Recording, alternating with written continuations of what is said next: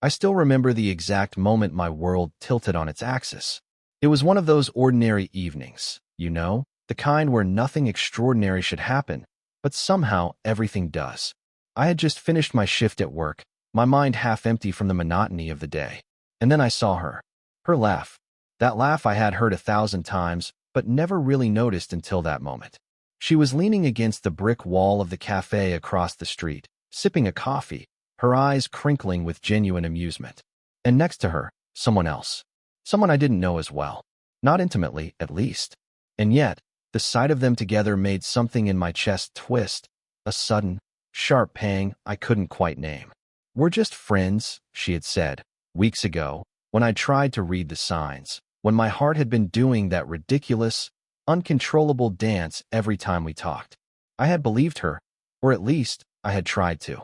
But seeing her now, laughing, leaning closer than I thought was friendly, feeling that warmth in her expression that I thought was reserved only for me, I couldn't ignore it. My stomach sank, and my hands went clammy. I froze there on the sidewalk, pretending I was just passing by, pretending I wasn't watching her. But my eyes betrayed me. They never lied. And that's when I realized something terrifying. Maybe I'd been fooling myself this whole time. Maybe my heart had been sending me messages I didn't want to hear. Maybe just friends had never meant what I thought it meant. I wanted to run. I wanted to confront her. I wanted to ask the questions that were screaming in my head. Who is he? How long has this been going on? Why didn't I see it coming? But instead, I just stood there, rooted to the spot, watching them as if I could memorize every detail of a moment that wasn't mine. That night, I couldn't sleep. Every memory of her, the way she smiled at me, the way she laughed at my terrible jokes, the tiny things I had convinced myself were signs, suddenly felt like riddles I couldn't solve. I kept replaying that single scene over and over in my mind, searching for a clue, a justification, some tiny shred of reassurance that I wasn't wrong. And then came the thought I tried to push away, the one I swore I'd never allow myself to admit. What if my heart had been right all along, and I'd been blind? I didn't know it yet, but that evening would change everything. It would make me question everything I thought I knew about her, about us, about myself. The person I thought I was, confident, steady, in control, would start unraveling in ways I couldn't imagine. And it all began with one simple question that I couldn't shake. Why did my heart sink when I saw them together? I didn't know the full story yet. I didn't know the twists waiting in the shadows. But deep down, I knew one thing for certain. Nothing would ever feel the same again. And that's when I saw him reach for her hand. Her name is Emily. I've known her for almost 2 years now. We met through a mutual friend at a small gathering, the kind where nobody really remembers everyone's names by the end of the night. But somehow we clicked.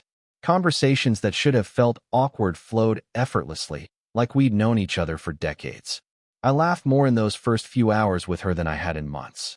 And from that moment on, she became the highlight of my days, the reason my phone buzzed with anticipation, the thought I carried quietly through every boring meeting and long commute. We were close, maybe too close. She shared details about her life I hadn't expected. The heartbreaks, the small victories, the late-night fears that made her restless. And I listened. I listened because I wanted to. Because I felt something I couldn't quite name. But she had always been careful with me, always smiling, always saying, "We're just friends." And that phrase, just friends, was a shield I clung to, convincing myself it was enough. Because her friendship was worth everything, even if my heart had other plans. I thought I understood the boundaries. I thought I could keep my feelings in check. But human hearts are stubborn things, aren't they? I remember the nights we spent talking until 2 a.m., trading stories and dreams. I remember the way she leaned on my shoulder once, laughing nervously because she said it felt silly, and my chest had a quiet, warm ache I couldn't explain. Those moments felt intimate, personal, almost like ours. But each time I let my thoughts drift too far, she'd laugh and say something casual, something that reminded me, painfully, that we were just friends. And then there was the subtle shift I didn't notice, or maybe refused to notice. The way she started texting less frequently, the little excuses about being busy, the time she would cancel plans last minute. I told myself it was nothing. I told myself it was normal.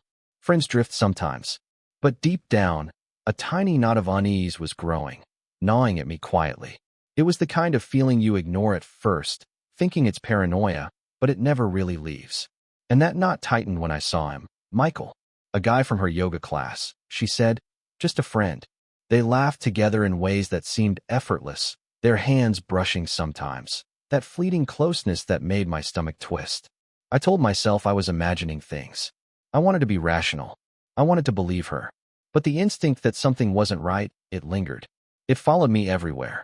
Every time her phone buzzed, every time her eyes lit up at a message, I felt a flicker of panic I couldn't name. And yet I stayed. I didn't confront her. I didn't step back.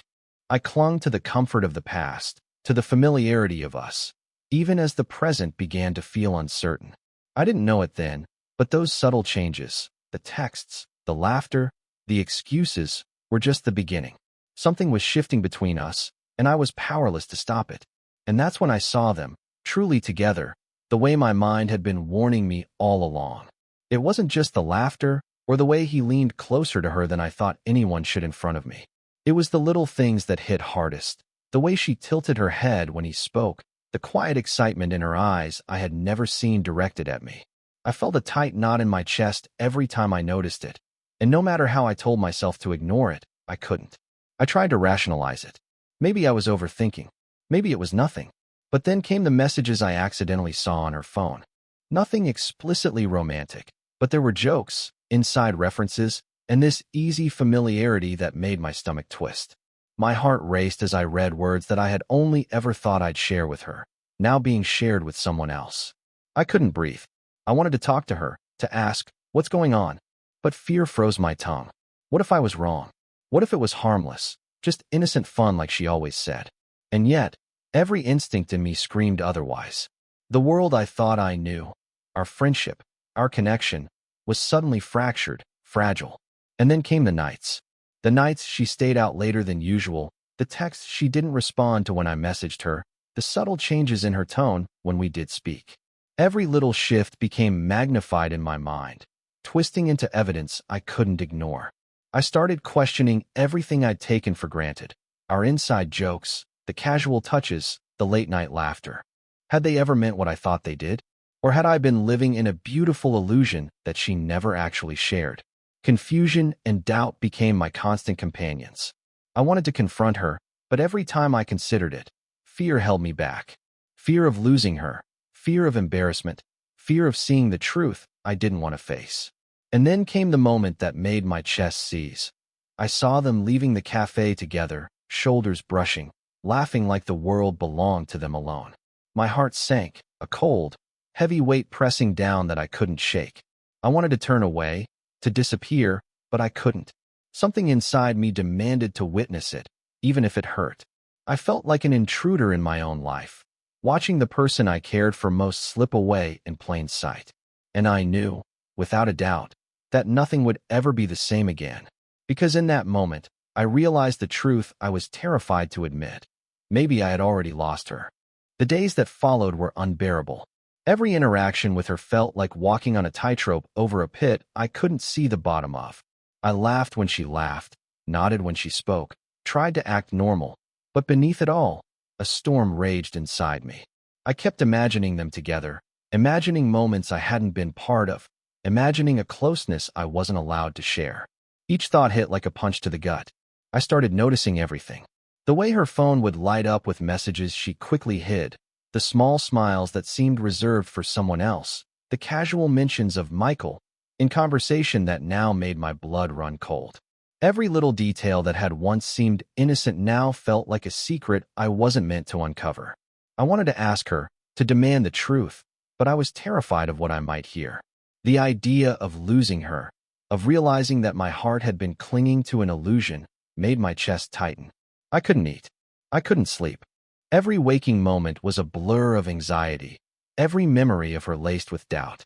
I was living in a constant state of alert, scanning her expressions for signs, reading between every line of her speech for hidden meanings. Then came the weekend, the one I had been dreading and secretly anticipating all at once. She had invited me over for a casual movie night. Just friends, she said, smiling warmly. But inside, I was a wreck. Every laugh, every touch, every accidental brush of her hand carried a weight I couldn't handle.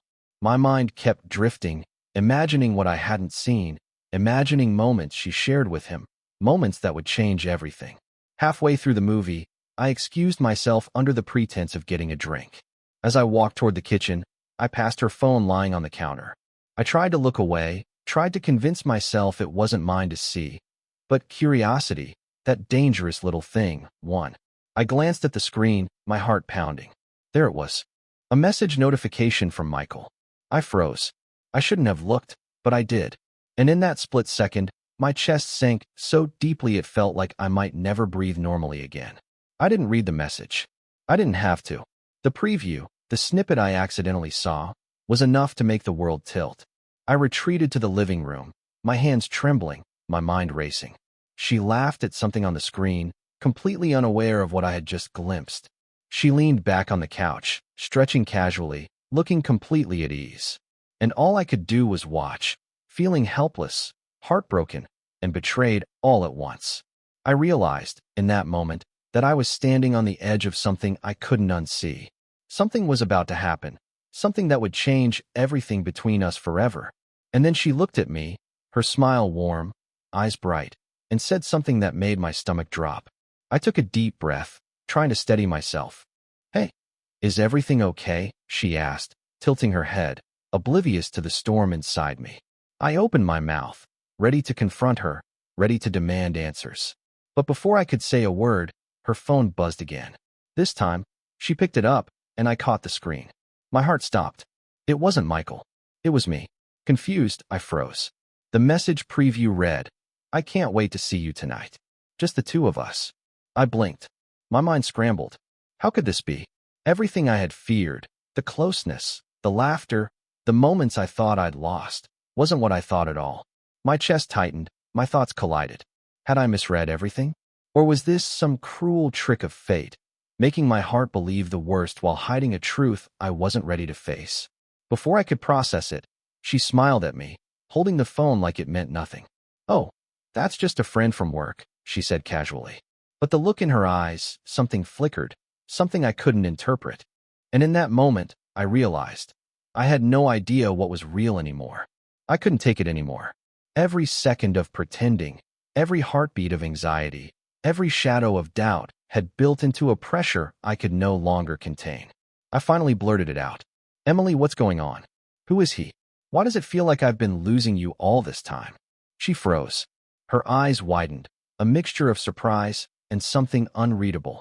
The room felt smaller, tighter, as if the walls were closing in on us. She took a shaky breath, and I could see the conflict in her expression. I didn't want you to see it like this," she whispered. "It's complicated." I took a step closer, my chest aching. "Complicated how? You told me we're just friends. You promised me." Her eyes filled with something I hadn't expected. Guilt, yes, but also urgency. "We are just friends with him. But you're different.